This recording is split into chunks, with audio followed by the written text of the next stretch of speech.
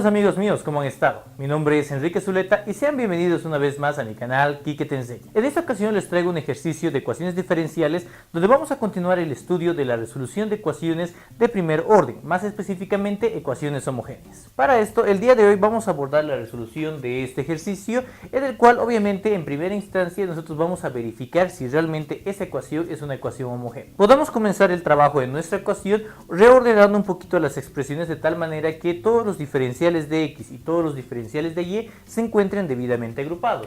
Para eso nosotros podemos ver que aquí existe un diferencial de x al lado de la izquierda, entonces indicaríamos que x por diferencial de y sería igual a, abriendo un paréntesis, la raíz cuadrada de x al cuadrado más y al cuadrado, y este término con menos y estaría pasando al otro lado con un signo positivo más y por diferencial de x. Una vez que nosotros tenemos ya agrupados todos los términos con un diferencial de x y con un diferencial de y, podemos comenzar con la verificación de si realmente esta ecuación es una ecuación homogénea o no.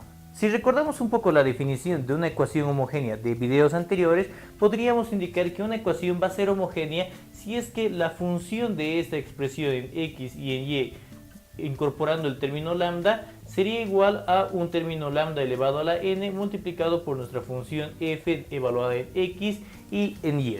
Aplicando entonces esta definición en cada una de esas funciones, en esta función y en esta función, nosotros podemos hacer la verificación. Por ejemplo, para esta primera función, la función x, si evaluamos lambda por x, entonces estaríamos diciendo lambda x tendría que ser igual a una función lambda elevado a la n multiplicado por la función x y y tal cual como se encontraba, es decir, en este caso nuestra función x. Al desarrollar un poco esa expresión, nosotros podríamos decir fácilmente que lambda x sería igual a lambda elevado a la n multiplicado por x. De esa expresión fácilmente podemos notar que para que exista la igualdad n tendría que ser igual a 1. Entonces nosotros podríamos decir que esta ecuación sería una ecuación homogénea de orden 1. Voy a realizar exactamente el mismo procedimiento en la otra función, esta función de acá, la que se encuentra acompañando al diferencial de x. Para eso entonces nosotros podemos reemplazar la función con los términos lambda x y lambda y. Tendríamos entonces la raíz cuadrada de lambda al cuadrado x al cuadrado, reemplazando aquí, más lambda al cuadrado por y elevado al cuadrado, esto más nuestro término y, que en este caso sería lambda y, tendría que ser igual a lambda elevado a la enésima multiplicado por la función fx y. En este caso esta función sería simplemente la raíz cuadrada de x al cuadrado más y al cuadrado más y. Si desarrollamos un poco esa expresión, nosotros podríamos ver que en este costado de la ecuación podríamos factorizar el término lambda, ¿no? Entonces tendríamos la raíz cuadrada de lambda elevado al cuadrado multiplicado por x al cuadrado más y al cuadrado.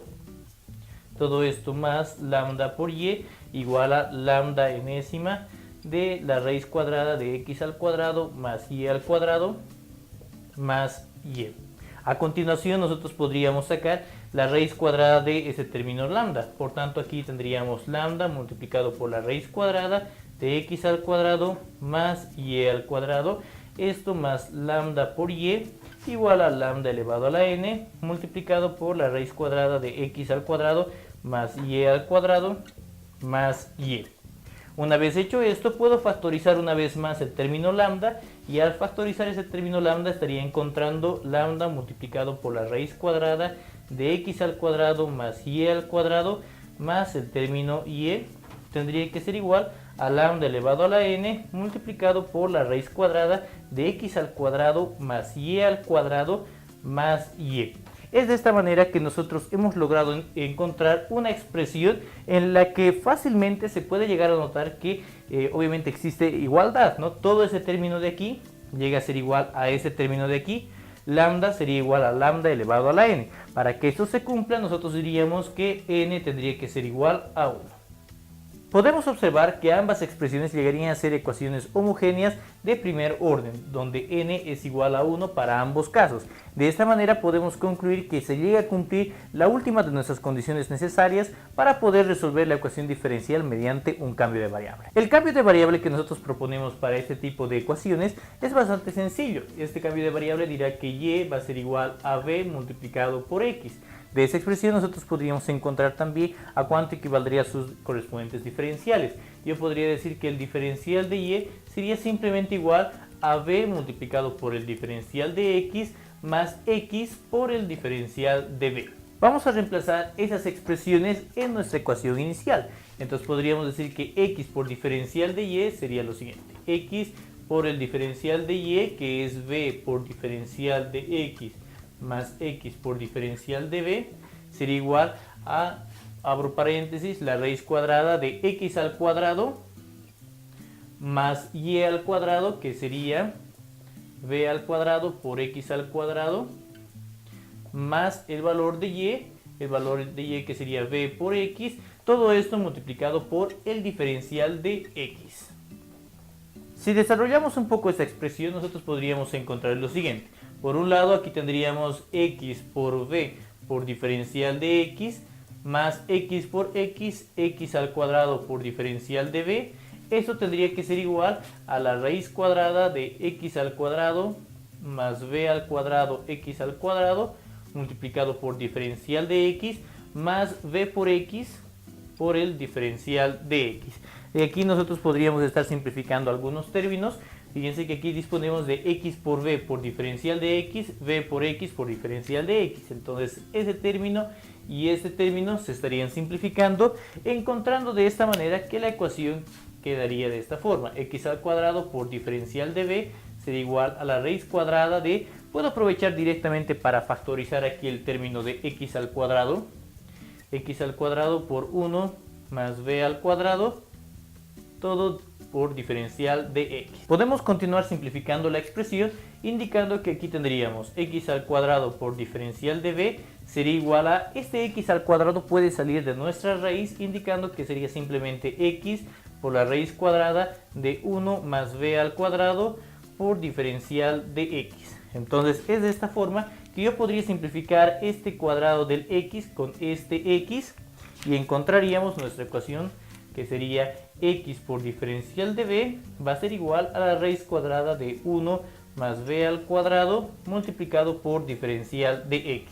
Una vez que nosotros hemos logrado llegar a este punto, podríamos aplicar el método de variables separadas, donde obviamente tenemos que ir manejando a ambos lados de la expresión un diferencial con sus correspondientes variables y el otro diferencial con sus correspondientes variables.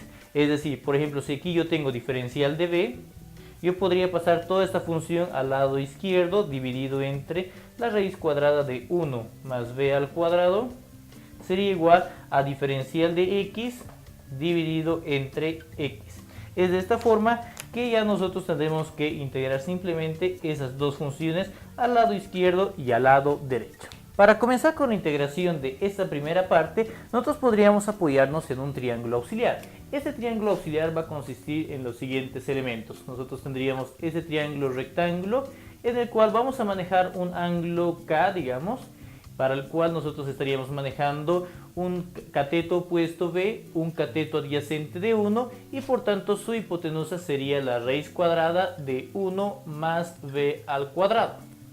En realidad, ¿qué es lo que nosotros estamos buscando de este triángulo? Estamos buscando una relación de 1 dividido entre 1 más b al cuadrado. Eso podríamos encontrarlo, por ejemplo, con la función coseno de este ángulo K. Yo diré entonces que el coseno del ángulo K sería igual al cateto adyacente, que es de 1, dividido entre nuestra hipotenusa, que sería la raíz cuadrada de 1 más b al cuadrado. De esta manera nosotros hemos logrado encontrar un cambio de variable de esta función por el coseno de esta variable auxiliar, la variable auxiliar K. Ahora, sin embargo, también tengo que encontrar una relación de ese diferencial de B con respecto al diferencial de K. Para esto nosotros podríamos tomar otra función trigonométrica de ayuda. Entonces, por ejemplo, yo podría decir que la tangente de K va a ser igual a el cateto opuesto B dividido entre el cateto adyacente, dividido entre 1. Yo lo voy a dejar directamente ahí en nuestra función v. Entonces, si nosotros encontramos la derivada de ambos costados, yo podría decir que la tangente de k sería simplemente la secante cuadrada de k multiplicado por diferencial de k, y este otro costado yo tendría la derivada de b, simplemente sería el diferencial de b. Una vez que nosotros hemos logrado encontrar los cambios de variable que me permitirán realizar la integración de esta función, simplemente resta obviamente reemplazar estos valores.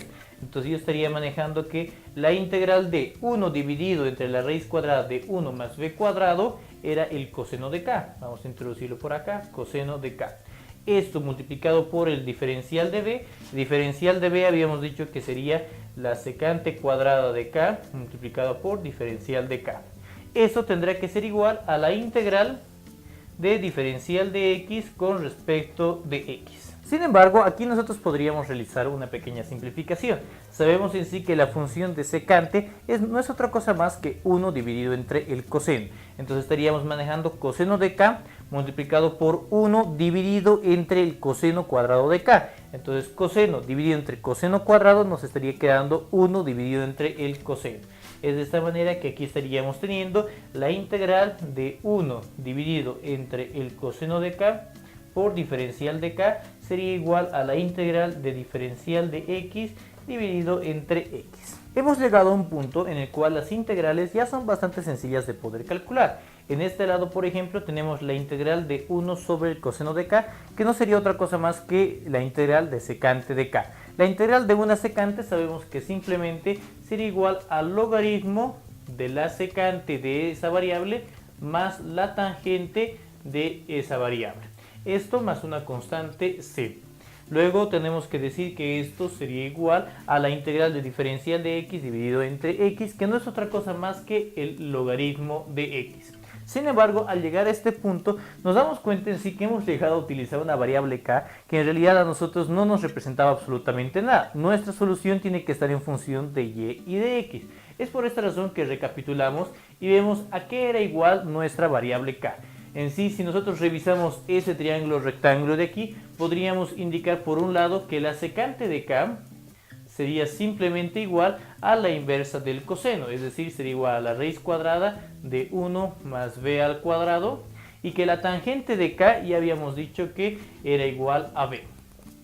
Entonces nosotros tenemos que hacer simplemente este reemplazo en la ecuación principal y estaríamos encontrando que el logaritmo de secante de k sería igual a la raíz cuadrada de 1 más b al cuadrado más la tangente de k, que sería b, más una constante c, tiene que ser igual al logaritmo de x. Pero una vez más seguimos revisando y tenemos esta función de b que para nosotros no representa absolutamente nada. Simplemente tengo que volver a utilizar el cambio de variable que había planteado al inicio del ejercicio, que decía que y sería igual a b por x. Entonces sabemos que b sería simplemente igual a y dividido entre x. Vamos a reemplazar esto en nuestra expresión y tendríamos que el logaritmo de la raíz cuadrada de 1 más b al cuadrado y elevado al cuadrado dividido entre x al cuadrado más nuestra variable b, que es y sobre x, más una constante c, tiene que ser igual al logaritmo de x.